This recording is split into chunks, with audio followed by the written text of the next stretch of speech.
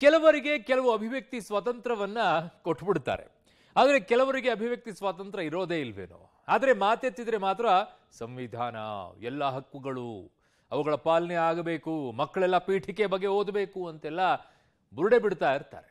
ಆದರೆ ಯಾರಾದರೂ ಅಭಿವ್ಯಕ್ತಿ ಸ್ವಾತಂತ್ರ್ಯವನ್ನ ಬಳಕೆ ಮಾಡಿ ಮಾತನಾಡಿಬಿಟ್ರೆ ಅವರಿಗೆ ಆ ಊರಿಗೆ ಬರೋದಿಲ್ಲ, ಅವರಿಗೆ ನಿಷೇಧವನ್ನ ಹಾಕೋದು, ಅವರಿಗೆ ಇನ್ನೆಲ್ಲೋ ಹೋಗೋ ಹಾಗಿಲ್ಲ, ಅವರಿಗೆ ನಿಷೇಧವನ್ನ ಹಾಕೋದು. ಇದು ಯಾವ ರೀತಿಯಾದಂಥ ಸಂವಿಧಾನದ ಪಾಲನೆ ಅಂತ ನನಗೆ ಅರ್ಥ ಆಗಲಿಲ್ಲ.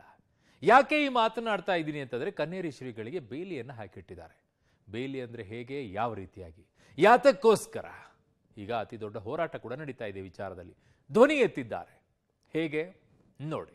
ಲಿಂಗಾಯತ ಧರ್ಮದ ಬಗ್ಗೆ ಆಕ್ಷೇಪಾರ್ಹ ಭಾಷಣ, ಬಾಗಲಕೋಟೆ ತೊರೆದ ಕನ್ನೇರಿ ಶ್ರೀಗಳು. ಹೌದು, ಮಹಾರಾಷ್ಟ್ರದಲ್ಲಿ ಬಸವ ಸಂಸ್ಕೃತಿ ಉತ್ಸವದಲ್ಲಿ ಭಾಗಿಯಾಗಿದ್ದ ವೇಳೆ ಲಿಂಗಾಯತ ಧರ್ಮದ ಬಗ್ಗೆ ಅವಹೇಳನಕಾರಿ ಭಾಷಣ ಮಾಡಿದ್ದ ಹಿನ್ನೆಲೆ ಕನ್ನೇರಿ ಅದೃಶ್ಯ ಕಾಡಸಿದ್ದೇಶ್ವರ ಶ್ರೀಗಳಿಗೆ ಬಾಗಲಕೋಟೆ ಪ್ರವೇಶಕ್ಕೆ ನಿರ್ಬಂಧ ಹೇರಲಾಗಿದೆ. ಬಾಗಲಕೋಟೆಯ ಬೀಳಗಿ ತಾಲೂಕಿನಲ್ಲಿರೋ ಕನ್ನೇರಿ ಶ್ರೀಗಳಿಗೆ ನಿನ್ನೆ ಬಾಗಲಕೋಟೆ ತೊರೆಯುವಂತೆ ನೋಟಿಸ್ ನೀಡಲಾಗಿದ್ದು, ಈ ಬೆನ್ನಲ್ಲೇ ಇಂದು ನಸುಕಿನ ಜಾವವೇ ಕನ್ನೇರಿ ಸ್ವಾಮೀಜಿ ತಮ್ಮ ಮೂಲಮಠ ಮಹಾರಾಷ್ಟ್ರದ ಕನ್ನೇರಿಗೆ ತೆರಳಿದ್ದಾರೆ.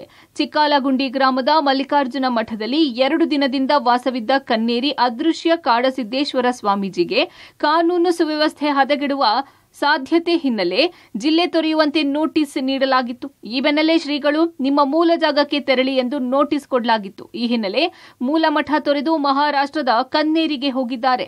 ನಾನು ಯಾವುದೇ ಆಕ್ಷೇಪದ ಮಾತುಗಳನ್ನಾಡಿಲ್ಲ. ಮೊಸರಿನಲ್ಲಿ ಕಲ್ಲು ಹುಡುಕುತ್ತಿದ್ದಾರೆ.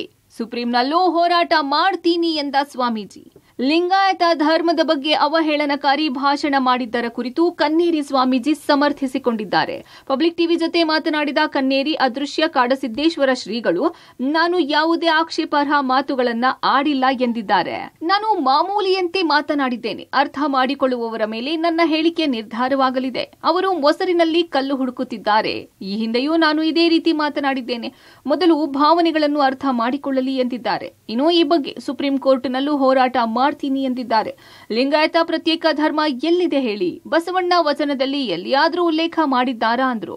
ನಾನು ಆಡಿದ ಮಾತುಗಳ ಬಗ್ಗೆ ನನಗೆ ಯಾವುದೇ ವಿಷಾದ ಇಲ್ಲ. ಯಾಕೆ ಅಂದರೆ ಬಹುತೇಕ ನಮ್ಮ ಭಾಷೆ ಗೊತ್ತಿಲ್ಲದವ್ರಿಗೆ ಹೀಗೆ ಅನಿಸುತ್ತೆ. ನಮ್ಮ ವಿಜಯಪುರ ಜಿಲ್ಲೆಯಲ್ಲಿ ಸಹಜವಾಗಿ ನಾವು ಈ ಮಾತನ್ನು ಮಾತಾಡ್ತೀವಿ. ಬೇರೆ ಬೇರೆ ಪ್ರಾಂತದಲ್ಲಿ ನೀವು ಹೋಗ್ರಿ, ಮತ್ತೊಂದು ಕಡೆ ಇನ್ನೊಂದು ಪ್ರಾಂತ ಇದೆ, ಅಲ್ಲಿ ಹೊಯ್ಕೊಂಡಂದ್ರೆ ಸ್ನಾನ ಮಾಡಿ ಹೋಗೋದು, ಏನು ಹಂಗ ಹೊಯ್ಕೊಂತೋ, ಏನೋ ಎಣ್ಣೆ ಹಚ್ಚಿ ಹೊಯ್ಕೊಂಡು ಹೋತೋ ಅಂತ ಈ ರೀತಿ ಕೇಳುವಂಥ ಆಯಾ ಭಾಷೆ ಸೊಗಡದು. ಇದು ನಮ್ಮ ವಿಜಯಪುರ ಜಿಲ್ಲೆಯ ಜನರಿಗೆ ಕಾಮನ್. ಇದು ನಾನು ಮಾತಾಡ್ಬೇಕಾದ್ರೆ ಆ ಮಾತಿನ ಹಿಂದೆ ಏನು ಕಳಕಳಿ ಇದೆ ಅನ್ನೋದನ್ನ ಅರ್ಥ ಮಾಡ್ಕೊಳ್ಳೋದು ಬಿಟ್ಟು ಬರೀ ಶಬ್ದಗಳಿಂದ ಬೆನ್ನತ್ತಿದ್ದಾರೆ. ಇದನ್ನು ಅಭಿಯಾನ ಮಾಡ್ಲಿಕ್ಕೆ ಹಚ್ಚಿದವರು ಅವರು ಕೂಡ ಕಾಂಪ್ರಮೈಸ್ ಮಾಡ್ಕೊಂಡು ಮಾಡ್ಯಾರ. ನಮ್ಮದ ಸರ್ಕಾರ ಇದ್ದು ಈ ಸ್ವಾಮಿಗಳಿಗೆ ಏನು ಮಾಡಲಿಲ್ಲಲ್ಲ ಅಂತ ಅನಿಸ್ಕೋಬಾರ್ದಂತ ತಿಳ್ಕೊಂಡು ಏನರ ಮಾಡಿವಿ ಅಂತ ಅನಿಸ್ಕೊಳ್ಳೋ ಸಲುವಾಗಿ ಮಾಡ್ತಾರೆ. ಕನ್ನೇರಿ ಕಾಡಸಿದ್ದೇಶ್ವರ ಶ್ರೀಗೆ ವಿಜಯಪುರ ಜಿಲ್ಲೆಗೆ ನಿರ್ಬಂಧ, ಭುಗಿಲೆದ್ದ ಭಕ್ತರ ಆಕ್ರೋಶ, ಪರ ವಿರೋಧ ಪ್ರತಿಭಟನೆ.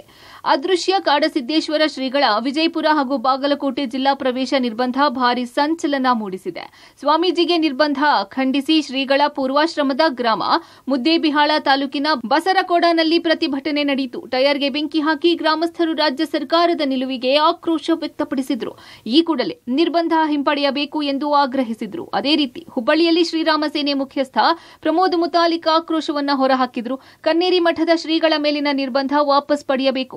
ಇದಕ್ಕಾಗಿ ಸ್ವಾಮೀಜಿಗಳ ಬಳಿ ಕ್ಷಮೆ ಯಾಚಿಸಬೇಕು. ಇಲ್ಲದಿದ್ದರೆ ಬೀದಿಗಿಳಿದು ಉಗ್ರ ಹೋರಾಟ ಮಾಡುವುದಾಗಿ ಎಚ್ಚರಿಕೆ ನೀಡಿದರು. ಕಾಂಗ್ರೆಸ್ ಸರ್ಕಾರ ಅತಿಯಾದಂಥ ವರ್ತನೆಯನ್ನ ಮಾಡ್ತಾ ಇದೆ.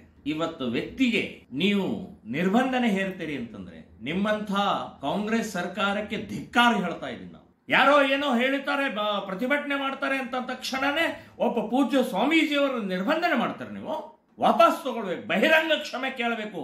ಇಡೀ ರಾಜ್ಯಾದ್ಯಂತ ಶ್ರೀರಾಮ ಸೇನೆ ಸಂಘಟನೆ, ಹಿಂದೂ ಸಂಘಟನೆ ಎಲ್ಲಾ ಪೂಜ್ಯರು ಸೇರಿ ದೊಡ್ಡ ಪ್ರಮಾಣದಲ್ಲಿ ಪ್ರತಿಭಟನೆಯನ್ನ ಬೀದಿಗಿಳಿಬೇಕಾಗತ್ತೆ ಅಂತನ್ನುವಂತ ಎಚ್ಚರಿಕೆಯನ್ನು ನಾನು ಕೊಡ್ತಾ ಇದ್ದೀನಿ. ಇನ್ನು ಕನ್ನೇರಿ ಶ್ರೀಗಳ ಬಗ್ಗೆ ಯಾವುದೇ ಪ್ರತಿಭಟನೆ ಅತಿರೇಕಕ್ಕೆ ಹೋಗಬಾರದು ಅಂತ ಸಚಿವ ಶಿವಾನಂದ ಪಾಟೀಲ್ ಮನವಿ ಮಾಡಿದ್ದಾರೆ. ವೀರಶೈವ ಅಥವಾ ಲಿಂಗಾಯತ ಎಂದು ಭಿನ್ನಾಭಿಪ್ರಾಯ ಬೇಡ.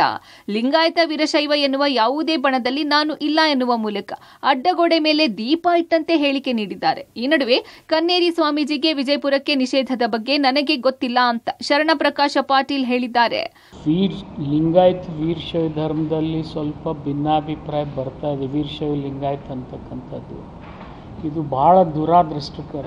ಯಾಕಂತಂದರೆ ಲಿಂಗಾಯತರು ನಾವು ವೀರಶೈವರು ಲಿಂಗಾಯತರೇ. ಬಟ್ ಈಗ ನಾನೇನು ವಿನಂತಿ ಮಾಡ್ಕೊಳ್ತೀನಿ ಅಂದರೆ, ಕೆಲವು ಸ್ವಾಮಿಗಳು ಗುಂಪಾಗ್ತಾ ಇರೋದು ದುರಾದೃಷ್ಟಕರ. ನಾನು ಎರಡೂ ಕಡೆ ಹೋಗಿಲ್ಲ, ವೀರಶೈವರ ಕಡೆನೂ ಹೋಗಿಲ್ಲ, ಲಿಂಗಾಯತರ ಕಡೆನೂ ಹೋಗಿಲ್ಲ. ಎಲ್ಲರೂ ಸೇರ್ಕೊಂಡು ಹೋಗ್ರಿ ಅನ್ನೋದು ನನ್ನ ವಿನಂತಿ.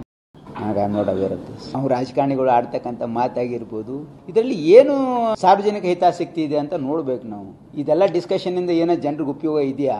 ನಾವು ಆಡ್ತಕ್ಕಂಥ ಪ್ರತಿಯೊಂದು ಮಾತು ಸಾರ್ವಜನಿಕ ಹಿತಾಸಕ್ತಿಯಿಂದ ಕೂಡಿರಬೇಕು.